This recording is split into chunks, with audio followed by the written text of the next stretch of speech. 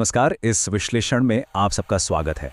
आज हम अमेरिकी सेना की एक ऐसी रणनीतिक कमजोरी पर गौर कर रहे हैं जो तेजी से बढ़ती जा रही है, और वो है एक ही कमर्शियल सैटेलाइट कंपनी पर उनकी निर्भरता। तो जरा सोचिए, कैलिफोर्निया का तट है और अमेरिकी नेवी अपने सबसे एडवांस्ड ड्रोन्स को टेस्ट कर रही है, मतलब भविष्य की लड़ाई की तैयारी। और फिर अचानक सब कुछ रुक जाता है। पूरे 24 मानव रहित जहाज समंदर के बीचों बीच बिना किसी कंट्रोल के बस बह रहे हैं। देखिए, ये सिर्फ कोई तकनीकी खराबी नहीं थी, ये एक बहुत बड़ी रणनीतिक समस्या का इशारा था। एक्सपर्ट्स की भाषा में कहें तो a single point of failure, यानी विफलता का एक ही बिंदु। तो चलिए इस मामले की गहराई में उतरते हैं।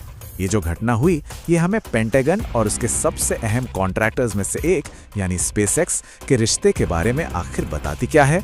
तो हुआ क्या था पिछले अगस्त में?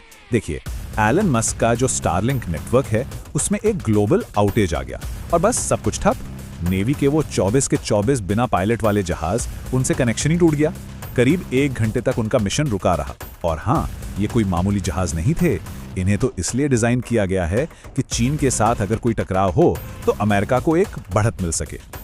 और यहीं से बात आती है सिंगल पॉइंट ऑफ फेलियर के कॉन्सेप्ट की। इसका मतलब होता है सिस्टम का कोई एक ऐसा हिस्सा जो अगर फेल हो गया तो समझ लीजिए पूरा का पूरा सिस्टम ही बैठ जाएगा। और जब नेशनल सिक्योरिटी का मामला हो तो ये एक बहुत ही बड़ा, बहुत ही खतरनाक रिस्क बन जाता है। पर यहाँ एक बड़ा ही दिलचस्प विरोधाभास है। जो कंपनी इस कमजोरी की वजह है, वही कंपनी राष्ट्रीय सुरक्षा के लिए इतनी जरूरी मानी जाती है कि उसके बिना काम ही नहीं चल सकता। स्पेसएक्स का जो स्टारलिंक नेटवर्क है वो करीब 10,000 लो अर्थ ऑर्बिट सैटेलाइट्स का एक बहुत बड़ा जाल है। ये अमेरिकी सेना को एक ऐसा मजबूत नेटवर्क देता है जिसे दुश्मन आसानी से निशाना नहीं बना सकते, और ऐसा नेटवर्क उनके पास खुद का है भी नहीं। और ये सिर्फ टेक्नोलॉजी की ही बात नहीं है। स्पेसएक्स बहुत जल्द पब्लिक होने वाला है और अनुमान लगाया जा रहा है कि इसकी वैल्यूएशन $2 ट्रिलियन तक हो सकती है। अब इससे ये दुनिया की सबसे कीमती स्पेस कंपनी तो बन ही जाएगी, साथ ही अमेरिकी सरकार के लिए एक ऐसा पार्टनर भी जिसके बिना गुजारा मुश्किल है। और ये निर्भरता सिर्फ ड्रोन कम्युनिकेशन तक ही नहीं है, ये स्पेस लॉन्च तक फैली हुई है, जहां हाल ही में अमेरिकी स्पेस फोर्स ने एक बहुत जरूरी जीपीएस लॉन्च अपने एक कॉम्पिटिटर से लेकर स्पेसएक्स को दे दिया। और तो और मिलिट्री एआई तक भी यही हाल है। जैसा कि एक एक्सपर्ट हैं, क्लेटन स्वॉप, वो कहते हैं, और ये सच भी है, कि अगर स्टारलिंक ना हो तो अमेरिकी सरकार के पास लो अर्थ ऑर्बिट कम्युनिकेशन के ग्लोबल नेटवर्क तक कोई पहुंच ही नहीं होगी। ये एक ऐसी यूनिक कैपेबिलिटी है जो इस स्केल पर सिर्फ और सिर्फ स्पेसएक्स ही दे सकता है। तो ये तो साफ है कि वो कितने जरूरी हैं। लेकिन तब क्या होता है जब यही जरूरी नेटवर्क फेल हो जाता है, जैसा हमने अगस्त में देखा? और क्या ये बस एक बार की बात थी? नेवी के अंदरूनी दस्तावेज कुछ और ही कहानी बताते हैं। अगस्त का वो आउटेज कोई अकेली घटना नहीं थी, बल्कि ये समस्याओं के एक पैटर्न का हिस्सा था। अप्रैल 2025 में ही टेस्ट में पता चल गया था कि जब कई सिस्टम एक साथ बहुत ज्यादा डेटा इस्तेमाल करते हैं तो स्टारलिंक को मुश्किल होती है। फिर जुलाई में कनेक्शन की दिक्कतें और बढ़ गईं, और आखिर में अगस्त में तो पूरा नेटवर्क ही बैठ गया। और ये कोई बाहरी विश्लेषण नहीं है। अप्रैल 2025 की नेवी की एक इंटरनल सिक्योरिटी रिपोर्ट में साफ साफ लिखा था, स्टारलिंक पर निर्भरता ने कई वाहन लोड के तहत सीमाओं को उजागर किया। ये एक तरह की सीधी चेतावनी थी कि सिस्टम पर बहुत ज्यादा दबाव है।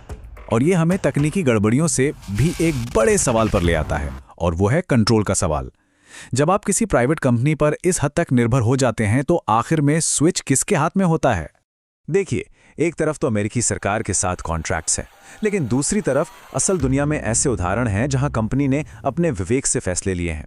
हमें यूक्रेन से ऐसी रिपोर्ट्स मिली हैं जहां मस्क ने कथित तौर पर एक मिलिट्री ऑपरेशन के बीच में ही यूक्रेनी सैनिकों का स्टारलिंक एक्सेस बंद कर दिया था। और ताइवान को लेकर भी चिंताएं रही हैं कि अमेरिकी सैनिकों को सर्विस नहीं दी जा रही थी, जो कि कॉन्ट्रैक्ट का उल्लंघन हो सकता है। तो फिर सवाल उठता है कि पेंटागन ये जोखिम उठा ही क्यों रहा है? कुछ एनालिस्ट, जैसे कि हडसन इंस्टीट्यूट के ब्रायन क्लार्क, कहते हैं कि ये एक स्ट्रेटेजिक ट्रेड ऑफ है। उनके मुताबिक स्टारलिंक जो सस्ती और दुनिया भर में कवरेज देता है, उसके फायदे कभी कभी होने वाले आउटेज के जोखिम से कहीं ज्यादा हैं। तो क्या पेंटागन को बस इस जोखिम के साथ ही जीना चाहिए, या फिर क्या कोई ऐसा तरीका है जिससे एक सच्ची मजबूती बनाई जा सके, एक ऐसा सिस्टम जो किसी एक पॉइंट पर फेल ना हो? अगर हम मार्केट की सच्चाई को देखें तो स्पेसएक्स का दबदबा साफ दिखता है। Amazon का प्रोजेक्ट कुइपर जैसे कॉम्पिटिटर्स मैदान में आ तो रहे हैं, लेकिन उन्हें अभी बहुत लंबा सफर तय करना है। तो सच्ची मजबूती बनाने के लिए सबसे पहले तो इस एक तरफा झुकाव को ठीक करना होगा। तो सवाल ये है कि आगे का रास्ता क्या है। देखिए, एक्सपर्ट्स 3 जरूरी कदम बताते हैं। पहला तो ये कि Amazon जैसे जो नए प्लेयर्स आ रहे हैं उन्हें बढ़ावा दिया जाए ताकि एक असली कंपटीशन बने। दूसरा, कॉन्ट्रैक्ट्स को और सख्त बनाया जाए ताकि नेशनल सिक्योरिटी ऑपरेशंस के लिए सर्विस की गारंटी हो। और तीसरा, जो सबसे जरूरी है, एक ऐसा लेयर्ड नेटवर्क बनाया जाए जिसमें कई प्रोवाइडर्स शामिल हो, ताकि अगर एक फेल हो भी जाए तो दूसरा उसकी जगह लेने के लिए तैयार हो। और अंत में ये पूरी चर्चा हमें एक बहुत ही अहम सवाल पे लाके छोड़ देती है। एक ऐसी दुनिया में जहां टेक्नोलॉजी कुछ गिने चुने और ताकतवर प्राइवेट हाथों में सिमटती जा रही है, वहां एक आधुनिक सेना के लिए इस सुविधा की आखिर कीमत क्या है?